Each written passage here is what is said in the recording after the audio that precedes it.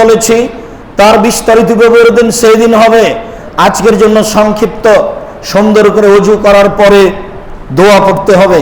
আশহাদু আল্লা ইলাহা ইল্লাল্লাহ ওয়াহদাহু লা শারীকা লাহু ওয়া আশহাদু আন্না মুহাম্মাদান আবদুহু ওয়া রাসূলুহু।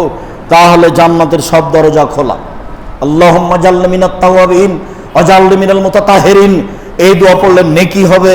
তবে কি নেকি হবে এ কথা মুহাম্মদ সাল্লাল্লাহু আলাইহি ওয়াসাল্লাম বলেননি। ওই দোয়া পড়লে জান্নাতের সব দরজা খুলে দেওয়া হবে পুরুষ নারী সকলের জন্য, এই কথা মুহাম্মদ সাল্লাল্লাহু আলাইহি ওয়াসাল্লাম বলেন। হাদিস বুখারী মুসলিম। আল্লাহু আকবার বলার পূর্ব পর্যন্ত আর কোনো কথা নেই। তার মানে নিয়তের নামে কোনো দোয়া চলবে না।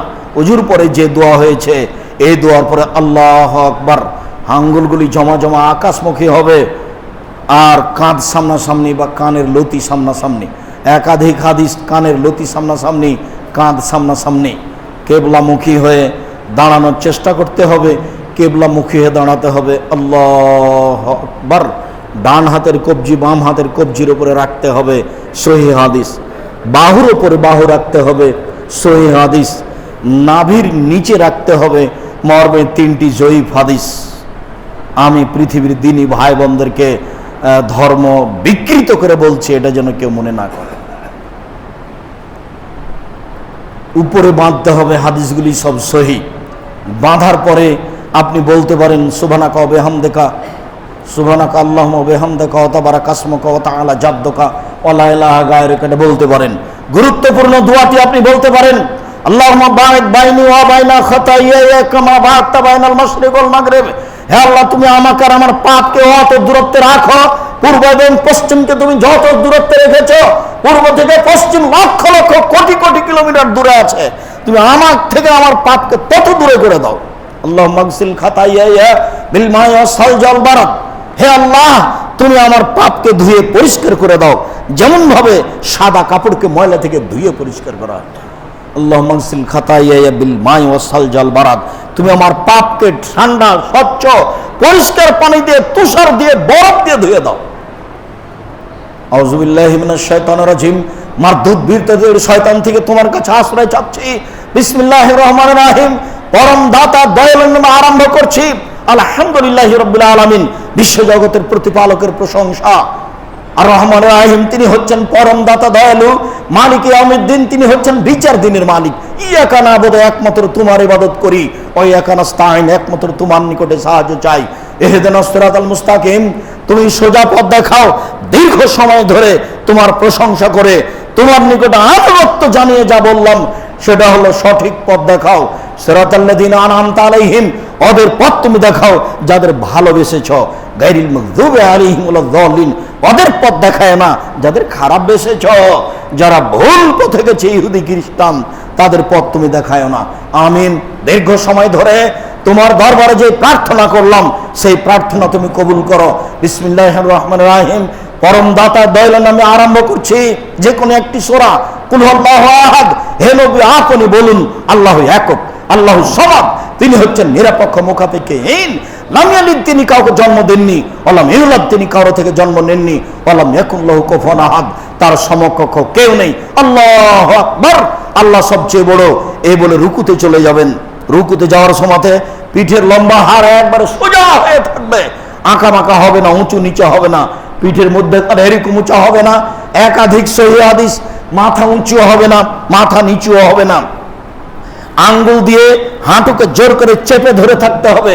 হাত দুটি রডের মতো সোজা হয়ে থাকবে, এরকম বাঁকা হয়ে থাকবে না। একাধিক সহিহ হাদিস। যখন আপনি রুকুতে যাবেন তখন পিঠের লম্বা হাতটা একবারে সোজা থাকবে, হাতগুলি রডের মতো সোজা হয়ে থাকবে, আঙ্গুল খোলা খোলা থাকবে। আপনি চেপে ধরে থাকবেন হাঁটুকে, কোমর থেকে সামনের ওজন হাতের উপরে থাকবে। দোয়া পড়েন সুবহান রাব্বিয়াল আযীম যতবার ইচ্ছা, সুবহুল কুদ্দুসুর রাব্বুল মালায়েকাতুর রূহ যতবার ইচ্ছা, সুবহানাকা আল্লাহুম্মা রাব্বানা ওয়া বিহামদিকা আল্লাহুম্মা গফিরলি। হে আল্লাহ, তোমার প্রশংসা সহকারে তোমার কাছে ক্ষমা চাচ্ছি, তুমি ক্ষমা করো। তোমার পবিত্রতা বর্ণনা করে বলছি। অন্যথায় সুবহানাজিল জাবরুতুল মালাকুতুল কিবরিয়াল আজমা, তুমি মহান, তুমি অহংকারী, তুমি ক্ষমতাধর। তোমার পবিত্রতা বর্ণনা করি যতবার ইচ্ছা, যেভাবে পারেন। 3 বারের বর্ণনা ঠিক নয়, 10 বার 7 বারের বর্ণনা ঠিক নয়, যে যত পারে এটাই ঠিক।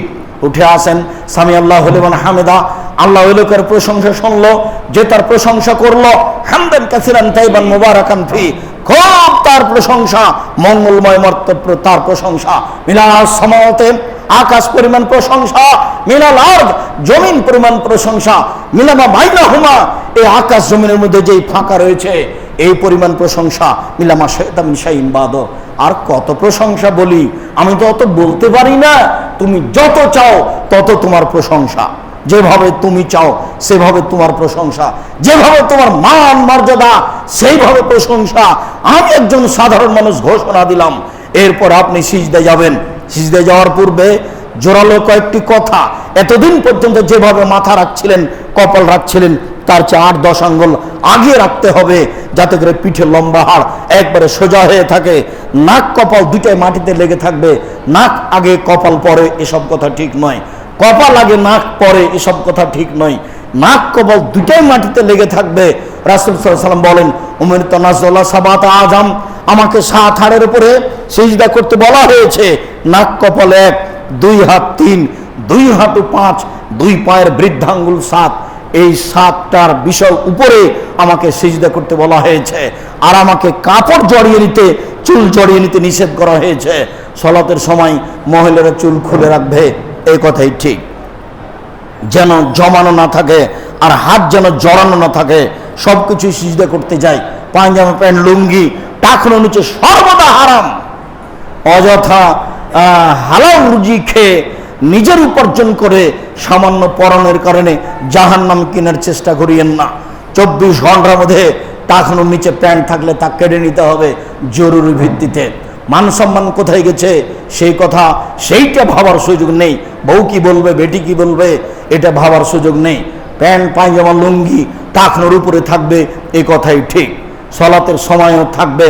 যদি দেখা যায় বড় হচ্ছে সলাতের সময়, তাহলে উপরে জড়িয়ে নিতে হবে, নিচে নয়।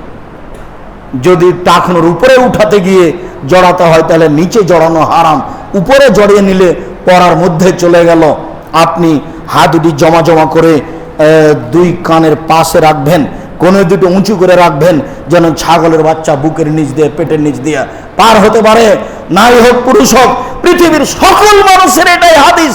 যদিও সারা ভারতে, বাংলাদেশের, পাকিস্তানের 90-95 জন মহিলা একবারে বুককে উরুর সাথে লাগিয়ে আঁটোসাঁটো হয়ে সলাত আদায় করছে। এই সলাত আল্লাহর দরবারে কবুল হবে না, এই কথাই ঠিক। একাধিক সহিহ হাদিস, পুরুষ মহিলা সবারই পেটের নিচ দিয়ে ছাগলের বাচ্চা পার হতে পারবে, এরকম ফাঁকা রেখে সিজদা করতে হবে। কোন দুটি এভাবে উঠে রাখতে হবে, যাতে করে বগলের শুভ্রতা দেখতে পাওয়া যায়। চাদর গায়ে দিয়ে সলাত আদায় করলে যা একাধিক হাদিস দ্বারা প্রমাণিত হয়। বুককে উরুর সাথে লাগিয়ে আঁটোসাঁটো হয়ে সজদে সিজদা করতে হবে, নইলে পর্দার ব্যাঘাত ঘটবে। এগুলো নোংরা ন্যাক্কারজনক কথা। 2 পায়ের গোড়ালি জমা করে আদায় করতে হবে মহিলাদেরকে, নইলে লজ্জা স্থানের যোগাযোগ মাটির সাথে হবে, মাটি অভিশাপ করবে। এগুলো নোংরা ন্যাক্কারজনক অহেতুক কথা। শরীরের ভারসাম্য বজায় রেখে 2 পায়ের মাঝে ফাঁকা থাকবে, এটাই শরীয়ত। কতটুকু ফাঁকা থাকবে এ কথা রাসূল সাল্লাল্লাহু আলাইহি ওয়াসাল্লাম বলেননি। 2 পায়ের শরীরের ভারসাম্য বজায় রেখে যতটুকু ফাঁকা রাখা দরকার ততটুকু রেখে আরেকজনের সাথে দাঁড়াতে হবে, বলতে হবে সুবহান রাব্বিয়াল আলা, সুবহান কুদ্দুসুন রব্বুল মালাইকাতু, সুবহানাকা আল্লাহুম্মা ওয়া বিহামদিকা, আশহাদু সুবহানাকা আল্লাহুম্মা রাব্বানা ওয়া বিহামদিকা, আল্লাহুম্মা গফিরলি, আল্লাহুম্মা গফিরলি জামবি কুল্লাহু দিক্কাহু জুল্লাহু ওয়াল্লাহু আখিরাহু ওয়ালা নজি আসরা। হে আল্লাহ, আমার আগের পাপ, পরের পাপ, ছোট পাপ, বড় পাপ, প্রকাশ্য পাপ, অপ্রকাশ্য পাপ, জীবনে যত পাপ করেছি সব তুমি ক্ষমা করে দাও। রাসূল সাল্লাল্লাহু আলাইহি ওয়াসাল্লাম বলেন, সিজদায় বেশি বেশি দোয়া কবুল হয়। ফাকসুর ফিদ দুআ ইস্তাজাবা লাকুম, তুমি সিজদায় বেশি বেশি দোয়া করো, শোভনীয় যে তোমার দোয়া কবুল হবে। তবে কোরআন মাজিদের দোয়া নয়। কোরআন মাজিদ থেকে যদি পড়ি তাহলে আল্লাহ রাব্বানা আতিনা ফিদ দুনিয়া হাসানাতাও ওয়া ফিল আখিরাতি হাসানাতাও ওয়া কিনা আযাবান নার, এই কথা বলতে হবে। যত হাদিসের দোয়া আছে সব মুখস্থ করে নিতে হবে। এরপরে সিজদা থেকে উঠে আল্লাহুম্মা গফিরলি ওয়ারহামনি ওয়াহদিনি ওয়াফিনি ওয়ারজুকনি, হে আল্লাহ তুমি আমাকে ক্ষমা করো, আমার প্রতি দয়া করো, আমাকে খেতে দাও, আমাকে হেদায়েত দাও, আমাকে সঠিক পথে পরিচালনা করো। উঠে আসেন, আবার দোয়া পড়েন, এর সিজদায় চলেন, সিজদায় গিয়ে সব ওইভাবে দোয়া পড়েন। উঠে আসেন, এ হলো 1 রাকাত, আবার এইভাবে পড়েন, এ হলো 2 রাকাত। দ্বিতীয় রাকাত যদি হয় আরও পরে রাকাত আছে, তাহলে বাম পায়ের পাতার উপরে বসে ডান পাকে খাড়ো রেখে আঙ্গুলকে কেবলার মুখে রেখে আপনি আত্তাহিয়াত পড়েন। আর যখন সালামের বৈঠক হবে তখন বাম পা ডান দিকে বের করে দেন। বলা হয়েছে যে যেই সলাতে দুইবার সালাম আছে, দুইবার আত্তাহিয়াত আছে, সেই সলাতেই শেষে বাম পা ডান দিকে বের করে দিতে হবে। এটা কিছু বলা হয়েছে। এরপরেও যেটা আমল করে আসছি সেটাই সহিহ হাদিস, যে যেটা সালামের বৈঠক, 1 রাকাত হোক তা বেতির সালামের বৈঠক আছে, 2 রাকাত হোক তা ফজরের সালাত সালামের বৈঠক আছে, 4 রাকাত হোক তা জোহর আসর এশা, আপনি যেটাই সালামের বৈঠক হিসাবে সিদ্ধান্ত নিয়েছেন, সিদ্ধান্ত নিলেই বাম পা ডান দিকে চলে যাবে আর ডান পা খাড়া হয়ে থাকবে। বাম পায়ের আঙ্গুল দেখা যাবে ডান দিকে আর ডান পায়ের আঙ্গুল কেবলামুখী থাকবে। আপনার আঙ্গুল কি জমা জমা থাকবে। আপনার এই ডান হাতের 2টি আঙ্গুল জমা করে নিয়ে তৃতীয় আঙ্গুলের নখের উপরে বৃদ্ধাঙ্গুলের পেটটা রেখে অবিরাম নড়াতে হবে, একবার উঠাতে হবে। এই মর্মে জাল জয়ী ভুয়া হাদিস নাই পৃথিবীতে। কিভাবে চলছে? এমনিতেই চলছে। অবিরাম নড়াতে হবে, এই কথাই ঠিক। যতবার নড়ছে ততবার শয়তানের উপরে আমি আঘাত করছি, এই কথাই ঠিক। আপনার নজরটা থাকবে আঙ্গুলের উপরে, বাকি সময়ে নজর থাকবে সিজদার জায়গায়। আপনি প্রথমে পড়েন আত্তাহিয়াত, তারপরে পড়েন দুরুদ, তারপরে পড়েন দোয়ায়ে মাসুরা, তারপরে আপনার যত আরও কিছু দোয়া মুখস্থ আছে কোরআন এবং হাদিস থেকে সেইগুলি বলার চেষ্টা করেন। এরপরে লম্বা হোক, আপনি যখন একাই আছেন তখন যত লম্বা হোক হোক, আর শেষটা থাকবে রব্বির হামহুমা কামা রাব্বায়ানি সাগীরা।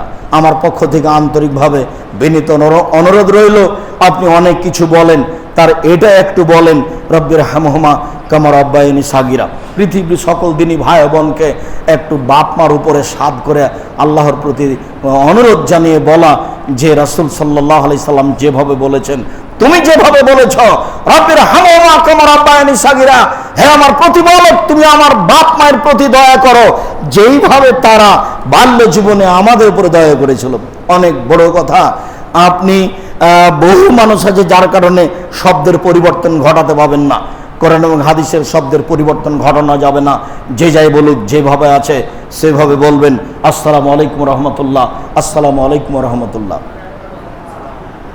এরপরে যা হবে তা হবে জিকির, এরপরে যা হবে তা হবে জিকির। আল্লাহু আকবার, আস্তাগফিরুল্লাহ, আস্তাগফিরুল্লাহ, আস্তাগফিরুল্লাহ, আল্লাহুম্মা আনতাস সালাম ওয়া মিনকাস সালাম, তাবারাকতা ইয়া যাল জালালি ওয়াল ইকরাম।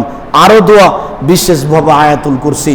হাত তুলে দোয়া করা ব্যক্তিগত ব্যাপার, যখন যার ইচ্ছে তখন সে দোয়া করবে।